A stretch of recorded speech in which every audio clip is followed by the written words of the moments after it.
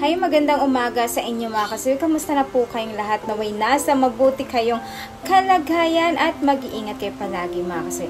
Ang ganda ng ating tatalakayin ngayong umaga at alam ko na maraming makaka-relate sa topic na ito, lalo yung mga lolo natin at lola natin dahil ito yung kanilang sinaunang paniniwala mga kasawi. Kung naniniwala ka nga ba? Syempre, ito na po yung ating tatalakayin ngayong umaga mga kasawi. Ano ang tatlong sinaunang paniniwala ng isang tao kapag may paparating na pera mga kasawi? At alam ko na marami kayong makaka-relate sa topic na ito. Ang una nating paniniwala mga kasawi is kapag nataihan ka ng butiki sa ulo or tuko. Yan mga kasawi. Siyempre yung mga sinaunang tao kasi mga kasawi, in lolo at lola ko talaga is nakaka-relate ako dito na talagang naniniwala ako. Kapag once na tinaihan ka ng butiki sa ulo mga kasawi or kahit sa mukha mo, ibig sabihin isa yan sa paniniwala na may parating kang malaking pera mga kasawi or grasya.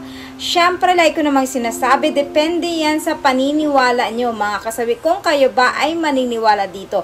Pero ako kasi is naniniwala talaga ako dahil ito ay effective para sa akin dahil naranasan ko na mga kasawi nung kasama ko pa yung lola ko na pumanaw na. Once na tumayang butiki sa ulo na taihan ka, ibig sabihin matik yan mga kasawi na may paparating ka na grasya or pera mga kasawi. Ayan yung ating una na sinaunang paniniwala. Ang pangalawa mga kasawi, alam ko na maraming makaka-relate dito sa topic na ito. Ang pangalawa, kapag ka bumaba na sa kuko mo yung puti mga kasawi yan. For example, ito, di ba may puti ako dito. So, kapag bumaba ito mga kasawi hanggang dito, ibig sabihin, automatic yan na merong paparating sa akin na grasya or sa inyo mga kasawi. Ewan ko lang kung kayo ay makaka-relate sa kwento ng lola nyo, lolo at lola ninyo, tatay at nanay nyo, na ganun talaga yung kanilang paniniwala na sinauna. Pero sa akin kasi mga kasawi is talagang legit na 100% para sa akin dahil nararanasan ko talaga ito. Kapag once na itong puti na ito ay bumaba sa kuko ko, automatic yan mga kasawi na may grasya ako na paparating. For example, binibigyan ako ng mga kapatid, binibigyan nila ako ng pera, ayan, pang grocery, o kaya may sahod ako na paparating na hindi nasahan na mas mabilis binigay yung sahod. Mga ganun mga kasawi, na talagang hindi mo ina-expect, pero kapag once na ganun talaga, na bumaba ito, automatic yung mga kasawi, na talagang may paparating ako ngayon mga kasawi. Siyempre, like ko naman sinasabi, na iba't iba ang paniniwala ng isang tao kung paano malalaman na merong paparating na grasya or pera mga kasawi. Siyempre, hindi naman kasi pare-parehas ang mga paniniwala ng isang tao. Ayan yung ating pangalawa. Ang pangatlo mga kasawi ay alam ko na marami rin kayong makaka-relate dito kapag kumati yung palad mo sa kanan. Ayan. Kasi kapag paniniwala ko sa sarili ko, kapag kumati ang palad ko, automatic yun mga kasawi na may grasya talaga na paparating.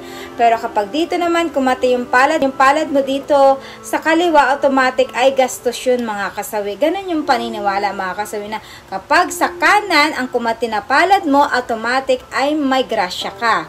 So, pag dito naman na palad, na kaliwang palad, kakati sa'yo, ibig sabihin, may gastos kang paparating mga kasawi. Kasi para sa akin, ay legit talaga ito mga kasawi, na talagang totoong-totoo kasi nararanasan ko ito. Kapag kumati na yung palad ko dito mga kasawi sa kanan, automatic, meron paparating sa akin na grasya na hindi ko na-expect. Kapag ito naman ang kumati automatic, ay naku mga kasawi, talagang nagagastos or may napapagastusan ka na hindi mo inaasahan. Ay, yun na naman mga kasawi, na iba't iba ang paniniwala ng tao. Pero para sa akin, lahat ng paniniwala na nabanggit ko ay totoo para sa akin mga kasawi. Siyempre, depende yan sa inyo mga kasawi kung ano yung paniniwala nyo. Pero alam ko na marami din kayong makaka-relate sa paniniwala na yan kasi nga kahit yung lolo at lola ko dati kapag nagkikwento ay ganun talaga rin para sa kanila. Kaya para sa akin, yung kwento nila ng mga sinauna ay ngayon ay napapaniwalaan ko na kasi nga dahil nangyayari talaga mismo sa akin siya mga kasawi. At siyempre lahat naman ng tao hindi natin mapiplease kung maniniwala sila sa tatlo na itong sinaunang paniniwala. Pero sa akin mga kasawi is 100% naniniwala ako kasi nangyayari ito sa aking buhay mga kasawi. Yung ating pangatlong paniniwala mga kasawi. At syempre, hindi mawawala yung aking advice sa topic na ito mga kasawi. Alam niyo ba mga kasawi, ang paniniwala kasi ng isang tao ay may kasabihan na minsan 100% na totoo, minsan ay hindi totoo. Pero syempre, depende na lang yun sa spirit mo or kung paniniwala mo kay God na ganito yung paniniwala mo, is walang masama doon kasi may kanya-kanya tayong paniniwala sa bawat isa. Kasi ang isa hindi natin ma-please na ay ito yung paniniwalaan kasi ito yung totoo. Yung isa naman, wag mong paniwalaan kasi hindi totoo yan. Pero kung ikaw ay magpapanampalataya mga kasawi, tatandaan, nasa sayo mismo kung ano ang magiging resulta nito dahil sobrang pananampalataya mo, lahat ng pinagdarasal mo, ibig sabihin yan lahat mga kasawi is ibabalik yan sa'yo at higit sa lahat ay kusang darating yan sa'yo kahit hindi mo hinihingi mga kasawi. Kaya lagi yung tatandaan kasi minsan ang paniniwala ay hindi masamang maniwala tayo, lalo pat sa mga sinaunang panahon noon, mga sinaunang tao ay talagang sobra talaga ang paniniwala nila. Kaya ako related din ako dito dahil nararanasan ko na din yung mga sinasabi ng lolo at lola ko at nanay at tatay ko mga kasawi. At syempre lahat naman ng tao ay may iba't iba. Hindi mo naman lahat mapiplease ang mga tao na kung maniniwala sa'yo or hindi. Kung maniniwala ka man, mas maganda. Kung hindi ka naman maniwala, okay lang. At least wala ka nang masabi na ikakasakit ng ibang tao mga kasawi. Kumbaga sa atin, wala namang masama kung maniniwala tayo sa mga sinasabi ng mga sinaunang tao mga kasawi. So, yan lang yung aking advice mga kasawi. Maraming salamat sa patuloy na pagsusuporta ninyo sa akin sa walang sawang pag-share at pagko-comment mga kasawi. Mahal kayo ng inyong advisor. At syempre, sa mga hindi pa po nakapag-subscribe mga kasawi, pwede na kayo mag-subscribe. Pwede na rin kayo mag-follow para updated kayo sa topic ko araw-araw. Mahal kayo ng inyong advisor. Bye mga kasawi!